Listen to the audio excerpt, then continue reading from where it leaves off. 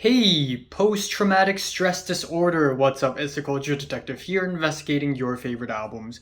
And today I'm going to be doing an album review on the brand new album from 草东没有派对 or No Party for 草东 and their latest album 瓦和 the Clod. I'm sorry, Mandarin is like my third language. So yeah, uh, Taiwanese rock band No Party for Caodong has returned with a new album, and it's pretty interesting how I learned about this band and how I learned about the release of this album. So I think it was a few months ago when I showed my friend my short film, and it is the short film Dreams of an Empty Street, where the main character runs into a female demon, and essentially she recommended the track Demon to me, which is a track made by this band. And ever since then, I have known this rock band. And lo and behold, about a week ago, they released a new album, and as a person who really loves to support East Asian music, I have to listen to it and review it. So here I am, and I hope she never finds this review because I will be eternally embarrassed for life. So, yeah, so their new album, The Clod, is about 35 minutes long, and unlike their previous musical efforts, in this album they push their sound even harder to a more aggressive, more metallic direction. They also dabble much more into post-punk with their usual very emo, very sad boy lyrics. So obviously something that she would definitely enjoy, and maybe something that I would enjoy too. You know, in a lot of ways, sad boy music, totally my shit. So the album opener is 苦难精算师 or Tragedy Actuary, Tragedy Accountant. And it starts off with the reverby climbing bass, a spacey bed of guitars, and then it builds up to something really fiery and noisy with its pummeling drums. As the intro track, it works really well, and it is a solid album opener. Following that, we have Gang or Jar, which starts off with the shaky percussion, a crispy guitar line. This track is moody, also very groovy, also sad as fuck, and lyrically it's even sadder because the track lyrically complains about the modern life and how it's so burdensome that we may as well drink ourselves to death and fall into a gigantic pool or a jar of alcohol, especially with the dejected deadpan vocals for the track, which borders on whispering. But still, instrumentally, it is very good, very well done. And I think while the sad boy lyrics at times, especially overall in this project, sound sad boy for the sake of sad boy, and there aren't any legitimate or soul moving talking points in any of these lyrics, I still appreciate the band's forwardness when it comes to just trying to make everyone's lives more miserable with the lyrics.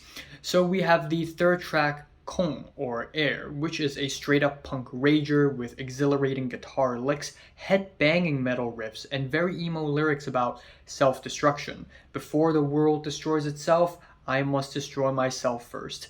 And I like the aggressive punk quality of the track, but I also really, really love the slower, spacier, jazzy breakdown near the end of the track. After that, we have 人动山 or Human Cave Mountain, which is a slow but curious rocker in 5/4 time signature.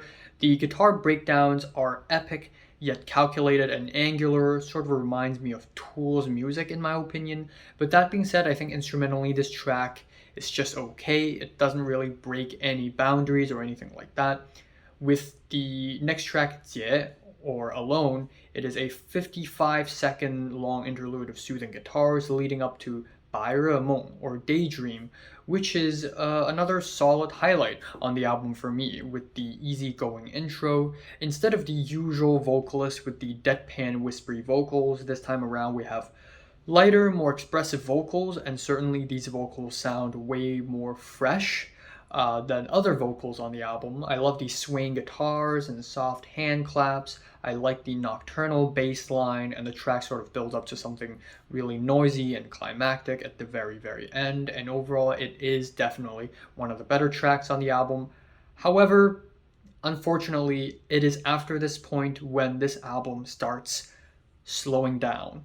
We have the track Chuang or Bed, which I think is uh, meh, just okay maybe. This track is a passionate rock track with some jumpy, exciting keyboards. Kind of reminds me of like your usual upbeat J rock, except for the lyrics where the band talks about enjoying sadness, looking out the window from your bed, getting hurt, looking for reasonable wounds on your body.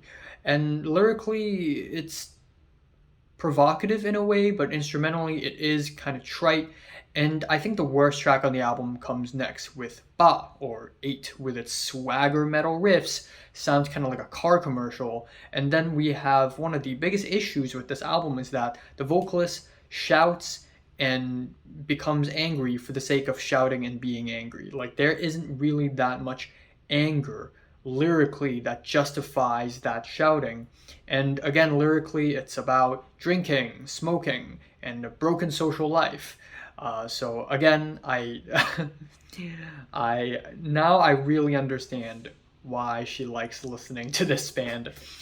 And next up we have Lao Zhang or Old John, like an old guy whose name is John, and it's a pretty standard sad boy math rock track with crunchy guitar riffs and grooves. Instrumentally, it's pretty basic, nothing all that special. Following that, we have Ya or Bud with the young falsetto vocals. They're back, which is really nice, but they make up for a really spacey skeletal ballad that does not wow me or anything. I think the band shines way more with noisier tracks.